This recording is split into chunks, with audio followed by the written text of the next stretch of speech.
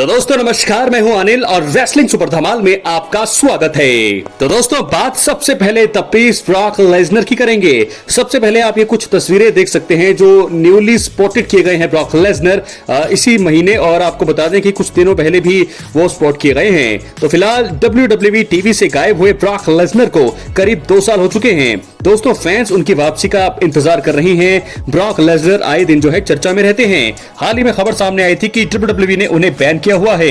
UFC दिग्गज Daniel Cormier ने इस बारे में जानकारी दी थी।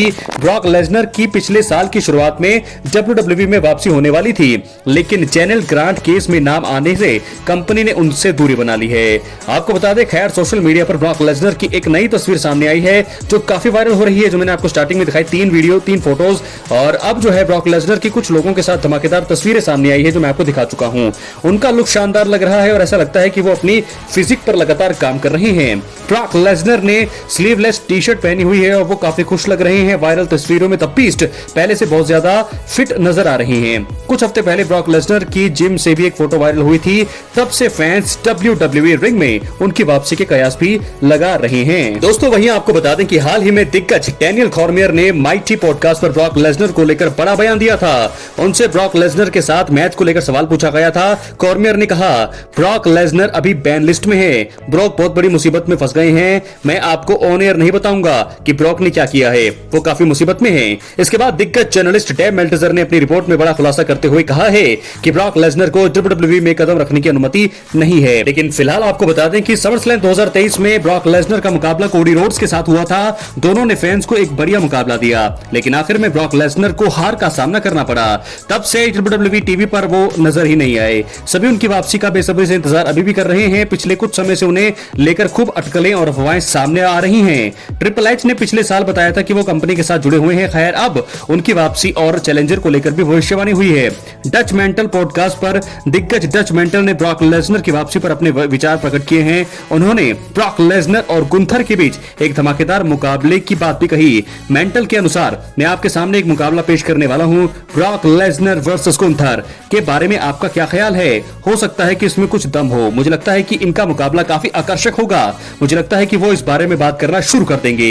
इसे लगभग 1 साल हो चुका है। अनुमान लगा सकते हैं कि ब्रॉक लेसनर अगले साल पक्का वापसी करेंगे। गुंथर के साथ उनका मुकाबला होगा। दोस्तों ब्रॉक लेसनर को लेकर भविष्यवाणी, क्या उनकी वापसी होगी समरस्लैम 2025 में? अगर होगी तो क्या वो गुंथर के सामने आएंगे? अब ऐसा लग रहा है कि वो समरस्लैम में गुंथर और CM पंक के मुकाबले में दखल दे सकते हैं। क्या है आपकी राय? अपने कमेंट बॉक्स में जरूर दें। बात अब हम करेंगे दोस्तों गोल्डबर्ग की। हाल ही में हुए सैटरडे नाइट्स मेन इवेंट में गोल्डबर्ग का रिटायरमेंट मुकाबला गुंथर के साथ हुआ। दोनों के बीच वर्ल्ड हेवीवेट चैंपियनशिप मुकाबला हुआ और आपको बता दें आखिर में गुंथर ने गोल्डबर्ग को चौक करते हुए जीत हासिल करी। मुकाबले के दौरान रिंग साइड पर गोल्डबर्ग के बेटे गेज भी नजर आए। गुंथर ने उन्हें भी धक्का मारा। वो रिंग में उतरने वाले थे, लेकिन ऑफिशियल्स ने मामला संभाल लिया। अब एक बात तय लग रही है कि गेज भी बहुत जल्दी WWE रिंग में डेब्यू कर सकते हैं। एक इंटरव्यू में उन्होंने अपने पिता का बदला लेने की बात भी कही है। स्पोर्ट्स किडा रेसलिंग के सीनियर एडिटर बिल एप्टर ने को हाल ही में गेज ने अपना इंटरव्यू दिया। गेज ने बताया कि अगर वो कभी WWE में शामिल भी होते हैं और उन्हें अपने पिता का बदला लेने का मौका मिलता है तो वो 100% वहां पर कूद पड़ेंगे। गेज ने कहा, बिल्कुल अगर मैं कभी उस मुकाम तक पहुंचा तो मैं 100% मुझे पापा का बदला लेना ही होगा। थोड़ा सा बदला किसे पसंद नहीं? अगर मैं उस मुकाम तक पहुंचा तो 100%। तो यहां पर कहा है। और गोल्डबर्ग और गुंथर के बीच करीब 15 मिनट का मुकाबला हुआ। गोल्डबर्ग ने मुकाबले में उम्मीद से ज्यादा अच्छा प्रदर्शन किया। हालांकि कंपनी ने उनके फेयरवेल स्पीच को नहीं दिखाया। शो बीच में ऑफ एयर कर दिया गया। यह बात रेसलिंग वर्ल्ड में काफी चर्चा का विषय रही। सभी लोगों का कहना था कि कंपनी को ऐसा नहीं करना चाहिए था। फैंस ने ट्रिपल एच को इसके लिए बहुत सुनाया। गोल्डबर्ग फेयरवेल स्पीच देते हुए काफी भावुक हो गए थे। उन्होंने फैंस से माफी मांगते हुए कहा, मुझे नहीं लगता कि मैं अटलांटा में कभी हारा हूं, इसलिए थोड़ा कमजोर प्रदर्शन के लिए मैं माफी चाहता हूं। मेरे 100 से ज्यादा दोस्त और परिवार के लोग दुनिया भर से आए हैं। मैं बस इतना कहना चाहता हूं कि आप सभी का जितना शुक्रिया अदा करूं कम है। अटलांटा के फैंस, आप वाकई कमाल के रहे हैं। मैं आपसे प्यार करता हूं। आपके बिना मैं ये नहीं कर पाता। तो यहां पर जो है नजर बिल्कुल भी नहीं आए, मतलब ट्रिपल एच भी नजर नहीं आए दोस्तों मुझे, और ना ही उनको जो है ऑन एयर दिखाया गया। तो क्या है आपकी राय, अपनी राय कमेंट बॉक्स में जरूर दें। चैनल पर नए सब्सक्राइब करने के बाद ऑल पर क्लिक करें। तो दोस्तों बात थी ब्रॉक लेसनर की, बात थी गोल्डबर्ग की, अब हम बात करेंगे सैटरडे नाइट्स में जो होने वाले हैं समर स्लैम के मैच कार्ड की। तो मैं आपको पहले बता चुका हूं, एक बार फिर आपको दिखा देता हूं। यहां पर Raquel Rodriguez and Roxanne Perez का मुकाबला होगा एलेक्सा ब्लिस और फ्लेयर से चैंपियनशिप के लिए। उसके बाद Gunther versus CM Punk world heavyweight championship के लिए। उसके बाद रैंडी ऑर्टन और Jelly Roll versus Drew McIntyre और लोगन पॉल। रोमन रेंस का मुकाबला सैटरडे को होने वाला है, तो रोमन रेंस और Jey Uso versus Bron Breakker और Bronson Reed. Tiffany Stratton versus Jade Cargill और Sami Zayn versus Carrion Cross. ये है सैटरडे के धमाकेदार मुकाबले जिसमें है रोमन रेंस का मैच। तो रोमन रेंस अगर नाइट 1 में होंगे तो क्या संभावना मुझे यहां से लगती है कि वो नाइट 2 में भी आ सकते हैं। चलिए बात करते हैं संडे के मुकाबलों की। Dominik Mysterio versus AJ Styles. जी हां दोस्तों, John Cena versus Cody Rhodes. उसके बाद Solo Sikoa versus Jacob Fatu. Becky Lynch versus Lyra Valkyria.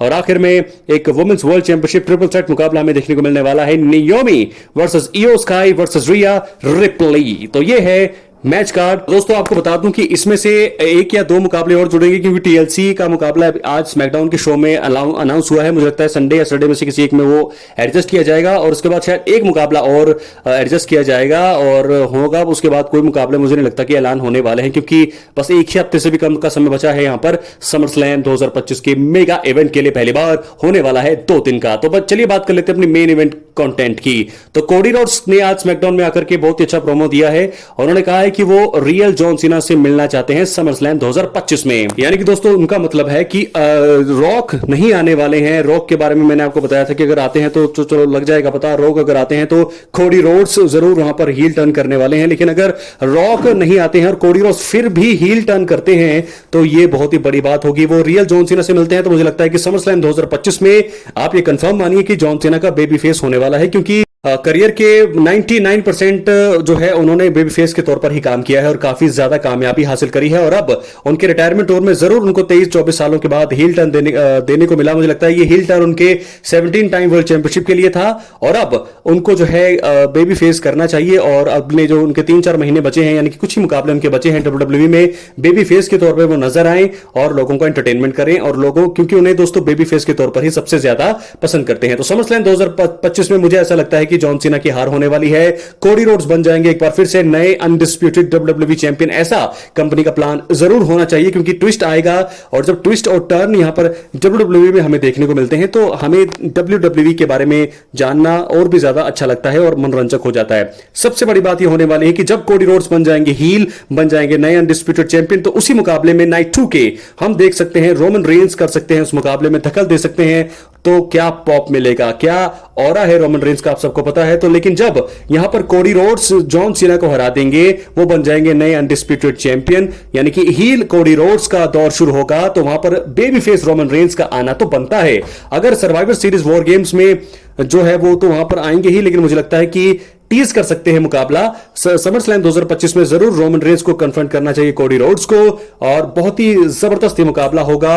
और मैं आपको बता दूं कि रोमन रेंस ने पहले ही जब वो हारे थे तो उन्होंने कहा था कि उनको चैंपियनशिप मुकाबला चाहिए, जब उन्होंने पिछले साल समर स्लैम में रिटर्न किया था। हालांकि उसके बाद दिशा उनकी बदल गई, लेकिन अब वो वापस आ गए हैं। और अब एक मैच के बाद समर स्लैम नाइट 1 में उनका मैच है, तो उसके बाद नाइट 2 में वो जरूर जो है इंटरप्ट कर सकते हैं, कोडी रोड्स के सामने वो आ सकते हैं और रीमैच की मांग कर सकते हैं, क्योंकि ये पल मुझे लगता है सबसे बढ़िया रहेगा, क्योंकि कोडी रोड्स बन जाएंगे नए अनडिस्प्यूटेड चैंपियन, और रीमैच जो है Roman Reigns versus Cody roads हम देखने को हमें मिल सकता है। क्या ये रेसलमेनिया में होगा या फिर सर्वाइवर सीरीज में या रॉयल रंबल में, लेकिन मुझे लगता है कि रेसलमेनिया में ये सब होना चाहिए। तो क्या रोमन रेंस कन्फ्रंट करेंगे कोडी रोड्स को, और कोडी रोड्स जब चैंपियन होंगे, रोमन वर्सेस कोडी रोड्स, क्या होने वाला है समरस्लैम 2025 में इनका कन्फ्रंटेशन? अपनी राय कमेंट बॉक्स में जरूर, चैनल पर सब्सक्राइब करें दोस्तों। मिलते हैं अगली वीडियो में, तब तक के लिए बहुत बहुत धन्यवाद।